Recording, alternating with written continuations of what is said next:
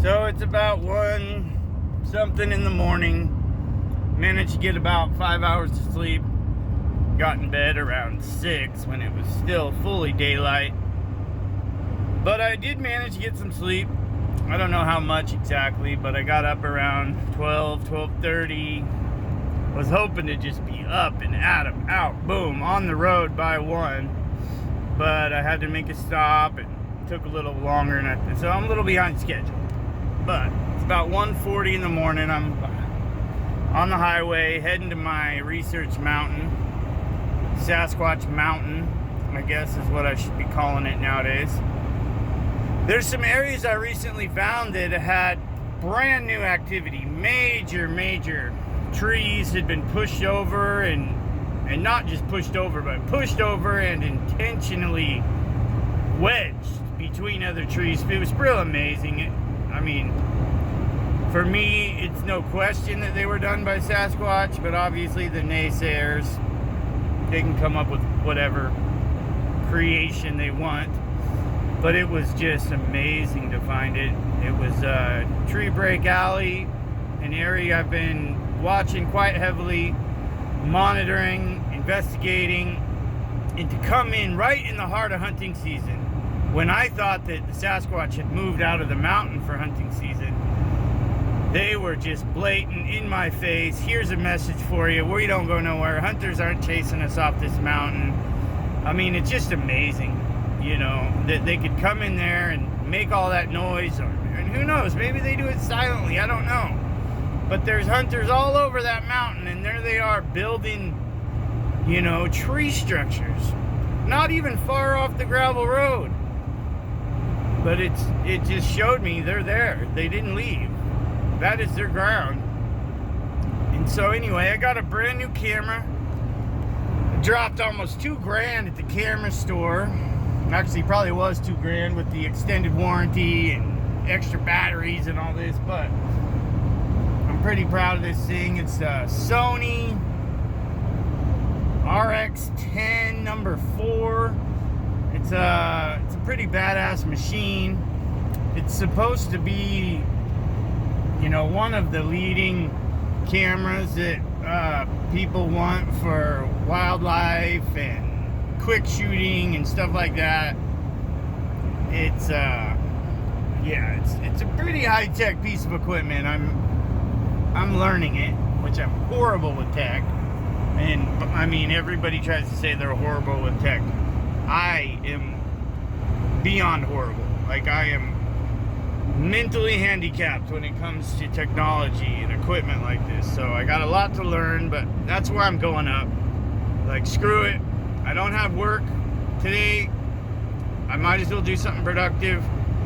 I would have liked to have stayed the night, but I got a commitment tomorrow. And so anyway, I'm going to be up there. I'm going to get probably 15 to 18 hours of research in today. So yeah, man, today could be the day that I land the big fish, because really that's what I'm after, is that $1 million shot. I mean, really, that's what all of us Sasquatch researchers are after.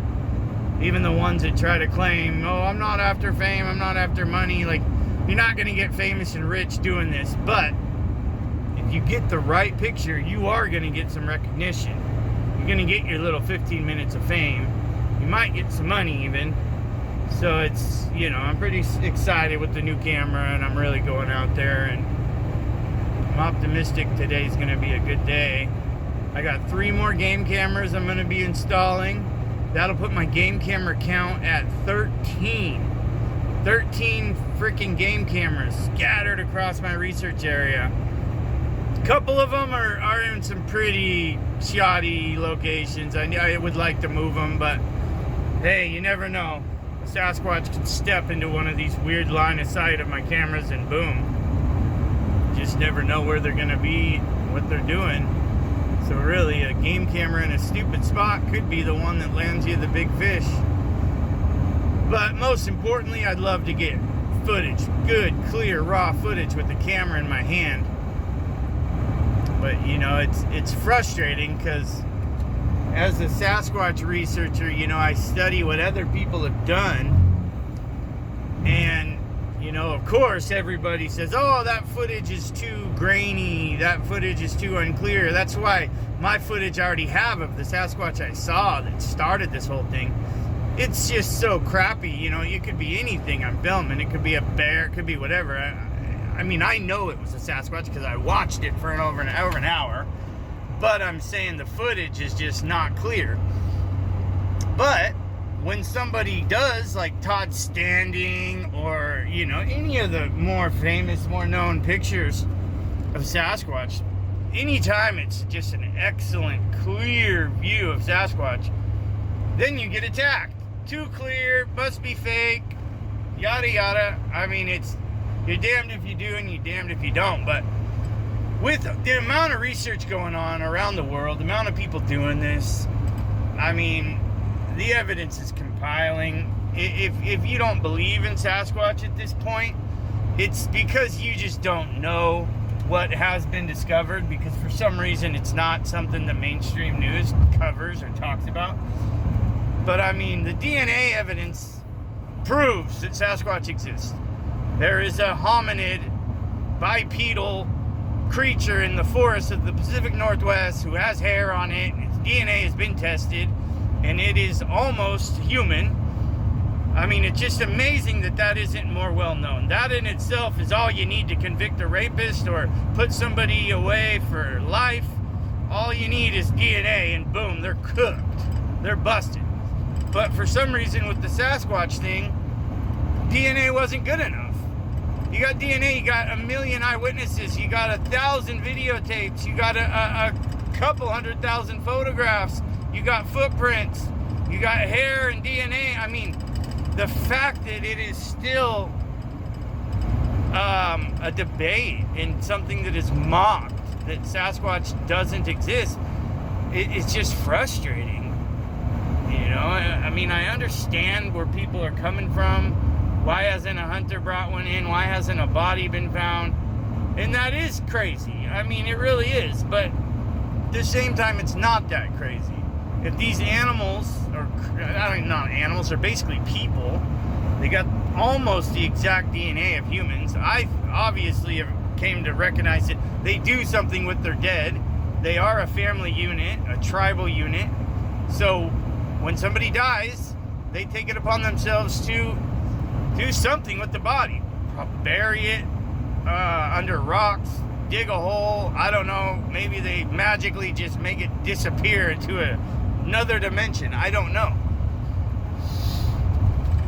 But they're out there, people. They're so real that it's mind-blowing. I mean, here I am, almost 2 a.m., getting up, driving for hours to go run around on a mountain by myself, in the bush, in the brush, with tons and tons of super expensive equipment I purchased.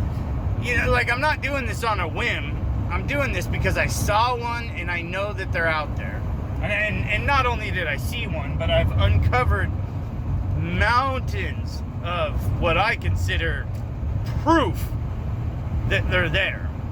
I mean, I followed a Sasquatch into a canyon, found, in count now, I believe it's 11 upside down trees. Trees don't grow upside down. Loggers don't plant trees in the ground upside down. I mean, the upside down tree phenomenon is always correlated to Sasquatch. And I didn't just stumble through the woods and come upon these. I literally was following after a Sasquatch I witnessed with my own eyes. And then on top of the upside down trees, I mean, the tree breaks and the tree structures and the trail systems that I found and the footprints that I found. It's just frustrating still, though, when I present this evidence to people. They laugh and look at me like, dude, Sasquatch isn't real.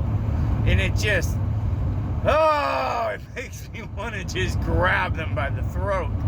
But it wasn't that long ago that I was right there with them. You know, I didn't know if Sasquatch was real. I wasn't a full-blown unbeliever by any means, but I had my doubts. But those days are long gone. I mean, I'm just baffled that our forests are shared with the big, hairy, humanoid beast that has, like, the strength of freaking Superman And the ability to just hide, unlike anything else in our, wildernesses, it's mind-blowing. This creature needs to be studied. It's just crazy that the only people doing it are, people like me. People that are just buying what they can, scraping together their own equipment, and going out there and hunting for them. It's frustrating. I would love to have a professional type person involved in this with me, and actually have proper funding and be able to buy the best equipment. I'm buying stuff off Temu. This camera I bought Sunday, that's really the first big expensive professional thing I bought. Everything else I've just been buying off of Temu or buying some used equipment here and there, just because I'm not a rich person and I'm doing all this out of pocket. I've spent thousands. My e-bikes, I got 2 e-bikes, thousands spent on those e-bikes. I got a trailer for my e-bike. I got multiple tents for different types of occasions. It's camping equipment, stoves, night vision, all the game cameras, everything. I've spent thousands. I probably dropped 10 grand on this Sasquatch stuff since I had the encounter, which wasn't even that long ago. It was just a couple months ago that I saw this thing. The amount of money I've spent is crazy.